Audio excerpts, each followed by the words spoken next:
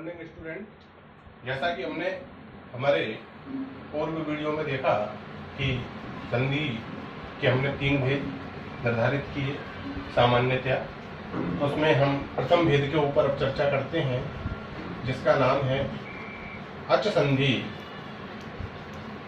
अथवा स्वर संधि। यदि हम अच संधि अथवा स्वर संधि पर चर्चा करते हैं तो उससे पहले हमें अच संधि अथवा स्वर संधि के बारे में जान लेना परम आवश्यक होता है। जिस तरह से हमने संधि की परिभाषा में देखा कि 2 वर्णों के परस्पर मेल होने पर, तो यहां पर हम इसकी परिभाषा में देखेंगे 2 स्वर वर्णों के परस्पर मेल होने पर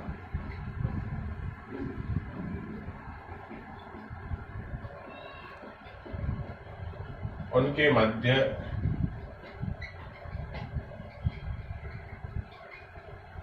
जो विकार या परिवर्तन उत्पन्न होता है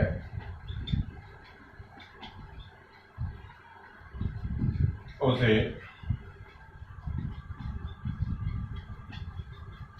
स्वर संधि कहते हैं। 2 स्वर वर्णों के परस्पर मेल होने पर उनके मध्य जो विकार या परिवर्तन होगा उसे हम कौन सी संधि कहेंगे?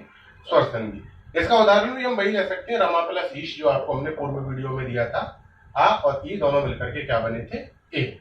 आ भी स्वर था और ई भी स्वर था। अब यदि हम बात करें भेद अर्थात अच संधि के जो भेद हैं, तो अच संधि के भेद होते हैं, वो होते हैं 7। कितने भेद होते हैं? 7। कहीं कहीं पर इसको 8 भी माना जाता है, लेकिन हम कक्षा 10 के पाठ्यक्रम को आधार बनाकर यहाँ पर पढ़ रहे हैं, न कि कोई कंपटीशन की एग्जाम को लेकर के यहाँ पर हम टारगेट बना रहे हैं। केवल कक्षा 10 को आधार बनाया गया।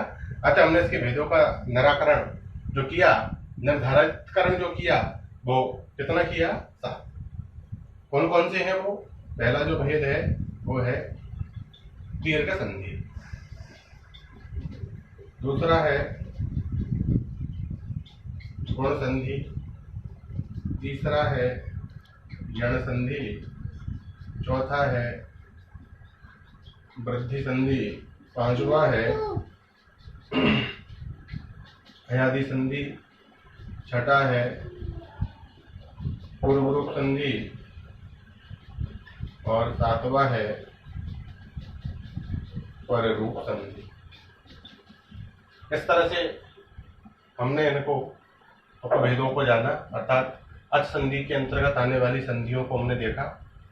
ये संधियां हमारी समस्त संधियां जो हैं, जो अपन ने यहाँ पर देखी है, लिखी हैं, ये हमारी कक्षा 10 के पाठ्यक्रम में दी गई हैं, जिन्हें हमें सामान्यतया पढ़ना है, अर्थात उनके नियमों के बारे में जानना है और उदाहरणों पर उन्हें घटित करना है।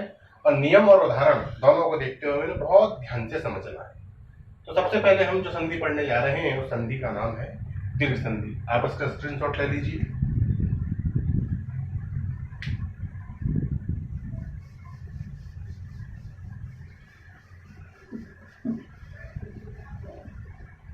देखो, पहली संधि है दीर्घ संधि, जिसका सूत्र है अकः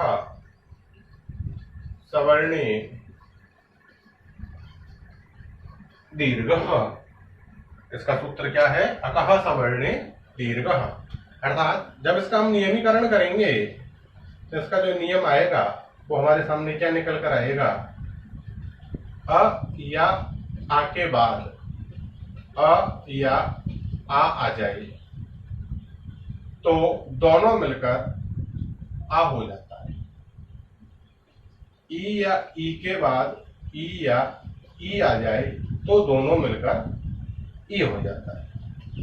ऊ या ऊ के बाद ऊ या ऊ आ जाए तो दोनों मिलकर ऊ हो जाता है। री या री के बाद री या री आ जाए तो दोनों मिलकर री हो जाता है, क्योंकि सूत्र भी हमसे यही कह रहा है अकः। अर्थात माहेश्वर सूत्रों में जब हम अक देखते हैं तो आ ई उ री और री, अर्थात लरी अतिरिक्त निकल करके आता है। लेकिन अभी हम लरी के ऊपर यहाँ चर्चा इसलिए नहीं करेंगे क्योंकि यह हमारे पाठ्यक्रम से संदर्भित नहीं है, दीर्घ संधि से संदर्भित। तो अक के बाद सवर्ण, सवर्ण अर्थात उस जैसा ही, तो अ जैसा अ होता है और आ जैसा आ होता है, ई जैसा ई होता है, उ जैसा उ और री जैसा री री, जो कि लरी का सवर्ण नहीं होता है, अर्थात लरी को यहाँ पर दीर्घ रूप में स्वीकार नहीं किया गया है, अतः हमने उसको नियम से इतर रखा है। अगर अक के बाद में सवर्ण उस जैसा है तो दीर्घ। अब अ और आ में दीर्घ कौन सा है? आ। ई और ई में ई, उ और उ में उ, री और री में री। दीर्घ अर्थात बड़ा, बड़ा कौन है? अपन को स्पष्ट नजर आ रहा है। तो ऐसा हो जाता है। तो हम एक एक नियम की हम एग्जांपल देखेंगे। जैसे अ और आ वाला हम देखते हैं, विद्या प्लस अर्थी ही। यहां पर क्या है? आ, यहां पर क्या है? अ। दोनों मिले नियम के अनुसार, तो आ। इधर क्या बचा? वेद। और इधर क्या बचा? रथी ही। जोड़ने पर क्या बना? विद्यार्थी ही। क्या बना? विद्यार्थी ही। अब देखो दूसरे नंबर का जो इसका उदाहरण है, शांत प्लस आकारम। इधर क्या है? अ। इधर क्या है? आ। दोनों मिले आ। किसके अनुसार? नियम के अनुसार। इधर क्या बचा? शांत। और इधर क्या बचा? कारम। जोड़ने पर क्या बना?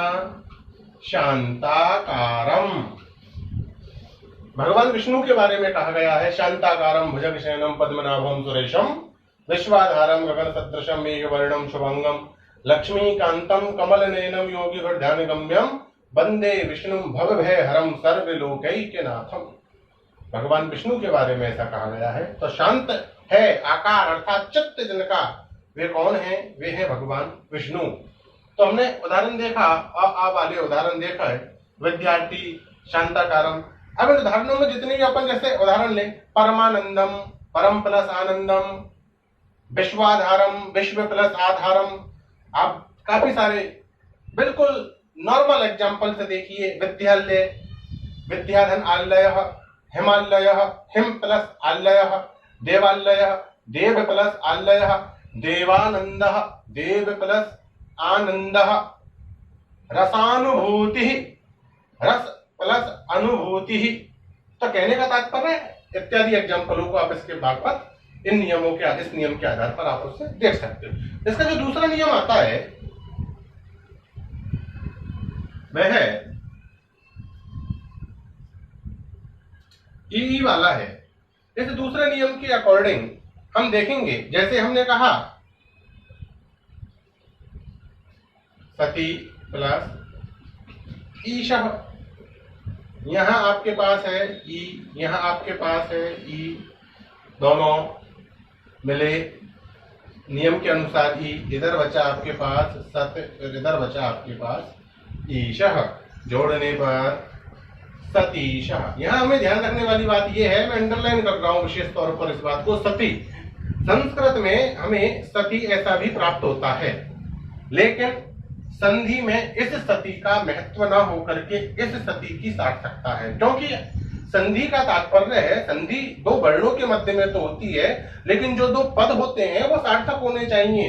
यहाँ पर सती अर्थात माँ पार्वती, माँ भगवती, उसका ईश अर्थात स्वामी, माँ पार्वती के स्वामी भगवान शिव, शिव को सतीश कहा गया है। जबकि इस सती का जो तात्पर्य होता है वो होता है पर, जिसका प्रयोग हम सब कारकों में देखेंगे सप्तमी विभक्ति के अंतर्गत। जैसे मैं आपसे कहूं मुझ पर विश्वास करो, छत पर बंदर है, बस पर सवारियां हैं, तो ये पर अपन जो प्रयोग कर रहे हैं वो ये वाला सती आता है।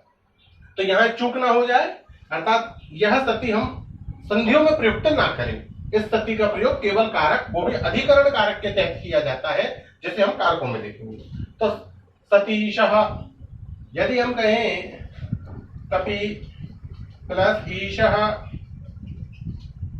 तो हम यहां देख रहे हैं ई और यहाँ देख रहे हैं ई, दोनों मिले ई, इधर आपके पास बचा कप, इधर आपके पास बचा शह, और जोड़ने पर क्या बना कपीशः। इसी तरह आप क्या बनाएंगे, गिरी प्लस ईशः गिरीशः, रवि प्लस इंद्रः रविंद्रः, मही प्लस इंद्रः महींद्रः, मही प्लस ईशः महीशः, महेश नहीं महीशः, क्योंकि महेश गुण संधि में चला जाता है, महा प्लस ईश होता है, ये हम कह रहे हैं मही प्लस ईशः। क्या कह रहे हैं, मही प्लस ईशः महीशः, क्योंकि ये दो शब्द होते हैं, एक तो होता है भूमि प्लस ईशः, एक होता है मही प्लस ईशः भूमिश। कोई भी हो सकता है, आप जिस मकान में रह रहे हो वो मकान आपका है, आपके पिताजी के नाम है, दादाजी के नाम है, ताऊ जी के नाम है, वो भूमिश, भूमि के स्वामी, एक भूमि, एक टुकड़ा, एक छोटा सा टुकड़ा। जैसे अपन कहते हैं कि हमारे पास 1 बीघा जमीन है, कोई कहता है 2 बीघा जमीन है, कोई कहता है 30 बाई 40 का छोटा प्लॉट है, लेकिन महीश हर कोई नहीं हो सकता, ये चक्रवर्ती सम्राट ही होगा। जैसे हम कहते हैं हमारे देश में सम्राट अशोक चक्रवर्ती सम्राट हुआ, पूरी मही, पूरी पृथ्वी का वह राजा था। यदि हम इसी बात को कहते हैं राजा रघु, जो भगवान श्री राम के परिवार से थे, उनके पूर्वज थे, वो महीश थे। उज्जैन का सम्राट भर्तृहरि के छोटे भाई विक्रमादित्य महीश थे। क्यों? क्योंकि वो चक्रवर्ती सम्राट थे। भूमिश कोई भी हो सकता है, महीश हर कोई नहीं हो सकता। चलो अपन आगे देखते हैं।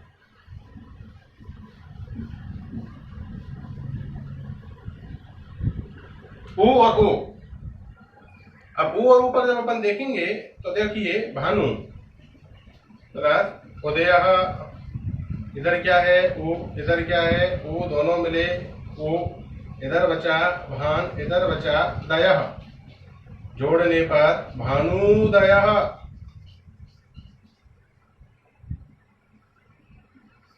अर्थात सूर्य का जो उदय है वह भानुदय नाम से जाना जाता है। इसका द्वितीय उदाहरण हम देखें, रघु प्लस उत्साह रघुत्साह, चमू प्लस ऊर्जा, इधर है आपके पास ऊ, इधर है आपके पास ऊ, दोनों मिले ऊ, इधर है हमारे पास क्या बचा चम, इधर हमारे पास क्या बचा रजा, और जोड़ने पर क्या हुआ चमूर्जा। चमू यानी होती है सेना, ऊर्जा यानी शक्ति, सेना की शक्ति चमूर्जा कहलाती है। जैसा कि आप आए दिन अखबारों में देखते हो, हमारे राजस्थान के अंदर पोखरण, बीकानेर, जोधपुर, यहाँ पर जो है सैन्य शक्तियों का प्रदर्शन किया जाता है। विदेश से सेनाएं आती हैं, कभी फ्रांस से आती हैं, कभी रूस से आती हैं, कभी इटली से आती हैं, कभी अमेरिका से आती हैं, और ये सेनाएं आपस में जब सैन्य शक्ति का प्रयोग करती हैं, प्रदर्शन करती हैं, तो वो क्या कहलाती है चमूर्जा। आगे देखिए, इसी का उदाहरण है लघु प्लस ऊर्मी लघुर्मी,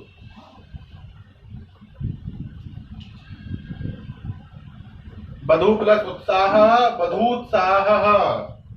अब री और री का हम देखते हैं,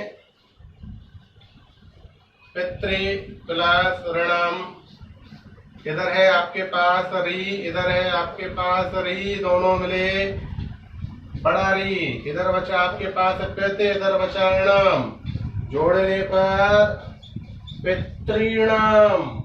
यहाँ ध्यान रहे, जब भी किसी व्यंजन वर्ण के साथ में री स्वर का प्रयोग किया जाए, जैसे मान लो तय के साथ में री, अगर री छोटी है तो वहां इस बात को ध्यान रहे कि एक बार ऐसा किया जाए, और अगर री बड़ी है तो एक बार तो करोगे, एक बार और करोगे, जैसा कि यहाँ पर किया गया है। अर्थात ह्रस्व री और दीर्घ री, इनको पृथक पृथक प्रदर्शित करने के लिए हमें ये करना होता है। पितृणम, इसी प्रकार आप बना सकते हो मातृ प्लस ऋणम मातृणम, भ्रातृ प्लस ऋणम भ्रातृणम, स्वस्त्री प्लस ऋणम स्वस्त्रीणम। तो कहने का जो तात्पर्य है वो सिर्फ इतना सा है कि अगर री या री के बाद री या री आए तो उस दोनों के स्थान पर क्या हो जाता है री। अब हम अगले वीडियो में देखेंगे नेक्स्ट संधि। धन्यवाद।